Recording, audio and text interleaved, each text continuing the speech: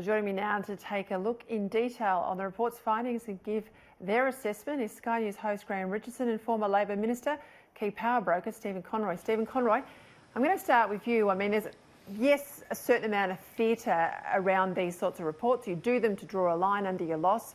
There'll be a message for everyone. You cover all bases. But I have to say, I've gone through it tonight. It is a report, I think, that's fairly honest.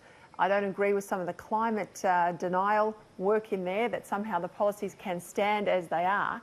But I think this is a genuine attempt. You and I were there on election night for Labor to come to grips with something they thought they could never lose. No, look, I think that's right, Peter. It is surprisingly frank. I think it largely gets the balance right. Like you, I don't agree with every word in it, but I think it hasn't shirked its job. I think Jay and Craig deserve the thanks of the party for fairly addressing, not trying to whitewash, not trying to cover over. They've exposed some very raw spots, and I think they deserve credit for the overall message in the document. You know, my summary of it, if I had to give you a tagline out of it, it's workers not woke. You know, let's give up this idea that we can come to government, be a party of government by cozying up to the Greens, by running an inner city agendaless and identity politics sort of agenda, and miss the basics of how do we make people's lives better, particularly the aspirational worker that used to be the very ballast of your party. No, absolutely right. I mean, you've just got to look at the raw statistics.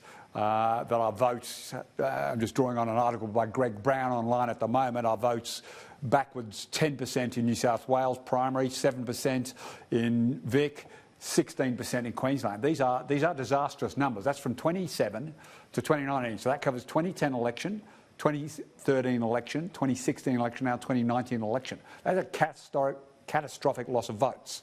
And it's time the party faced up to that we are running an agenda that the ordinary Australians in voterland aren't listening to. I think that's partially because we grow up in a state branch, a state party, and the state issues that dominate are health and education. I mean, if I hear ever anybody on Labor's front bench talk about Gonski again, I want to personally strangle them. I've lived the 2010 election, the 2013 election, 2016 election. I wasn't involved in 19, but education policy has not won us a vote. Look at these numbers that I've just mentioned. We have gone backwards. I mean, the issue is people bank Labor's standing on health and education. It doesn't, in my view, it doesn't move the needle. But it's a federal election. That's right, exactly. It's a federal election. And the federal issues that people want to hear about are Labor's position on the economy and how they're going to grow it and get jobs and wages for people. They want to hear about national security and border security, and they want to hear about how we're going to build national infrastructure. That's the message that Kevin Rudd ran an election on. He talked about, I'm more conservative economically than John Howard. I'm going to deliver border security, not an inch between me and John Howard, and I'm going to build some national infrastructure. There's three very simple takeouts from Kevin Rudd in 2007. You're from the Labor right, who understand in the marrow of your bones two things. One, that Australians are predominantly conservative, and that they're actually far more socially conservative, this is the Labor voter, than the inner city green woke types give them credit for. So some of the fixations, policy fixations that we see in Victoria with Daniel Andrews, with the baiting of religion and Christianity, that was a specific mention in this report today. There was a whole chapter on the Labor Party rejecting people of faith, making people feel embarrassed or somehow creating a victimhood around Christianity in particular. Is the Labor Party, the modern Labor Party, the people who run the machine now, capable of going back to your old ground? Look, I believe that they are. I believe that there's enough long-term intelligence in the party that it can have a look at the report, have a look at the raw stats in the report, to see where we're losing.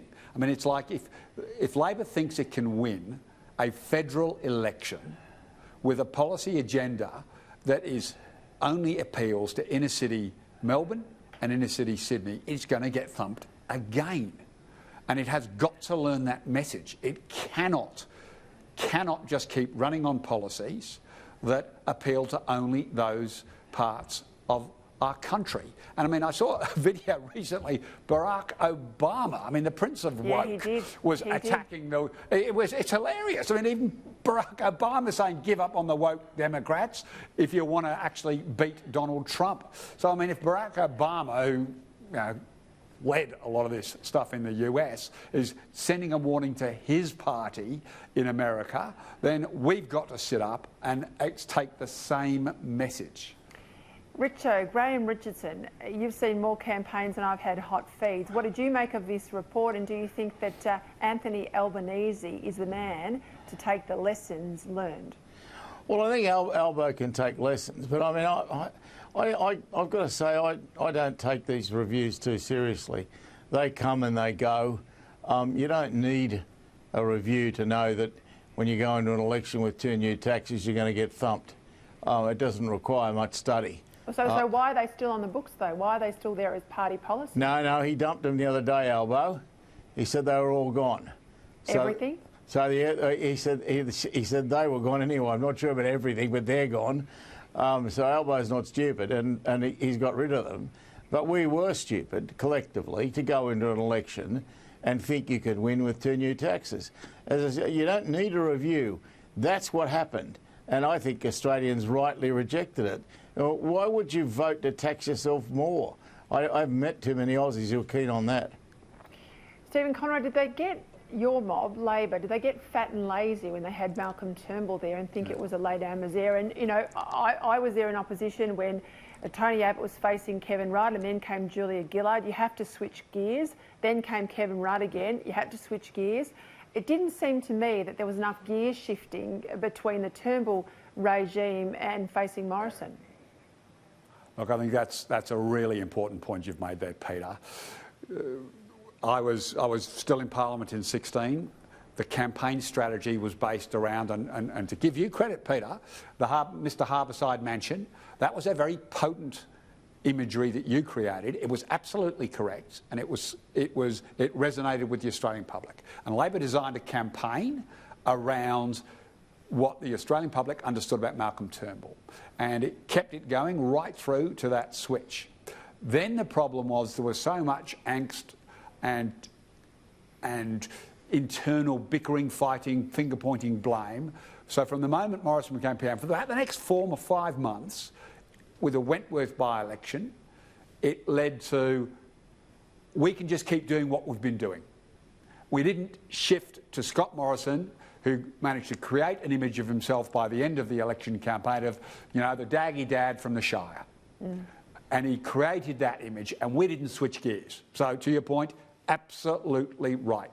We didn't switch gears. It led to the hubris you've described, and I think the Medivac bill goes to, if you want to point to a moment where hubris took control of the party, it was that moment. We decided to open up a flank that we have spent almost the 20 years that I was in Parliament trying to close down. Yeah, but this goes to my point as how are you going to learn from this? Because you still have that flank open. We saw today a bloke accused of serious child sex crimes come to Australia under that same legislation. Richo goes to my previous question about Anthony Albanese's capacity now to come in behind this report. Why then doesn't Labor back down and support the government's repeal of the Medivac legislation? Why on earth would Albanese put someone like Christina Keneally in charge of that portfolio, who is manifestly making it worse? At Stephen's point, it's economic security and it's border security, the 2 issues that Labor needs to make ground on, and you don't do it the way you're doing it. I make a habit of not commenting on Christina Keneally, and I'll maintain that habit. It keeps me out of trouble. In terms of the refugees, however, look, we have not been able to get a policy that satisfies Australians on this ever. And I think it's unfortunate that this issue rears its ugly head yet again. And we've got to confront it. We have to confront it in a way that doesn't offend Australians. But by the same token, Labor has a commitment to some basic values. You can't ditch them either.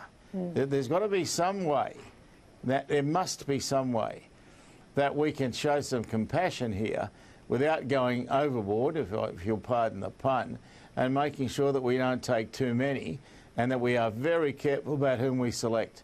Now, we haven't been very careful, and that decision to take 12,000 Syrians come what may, I thought was an odd decision and one I didn't like. I always think, as John Howard did very, very, very well by saying, we shall decide who comes to our country.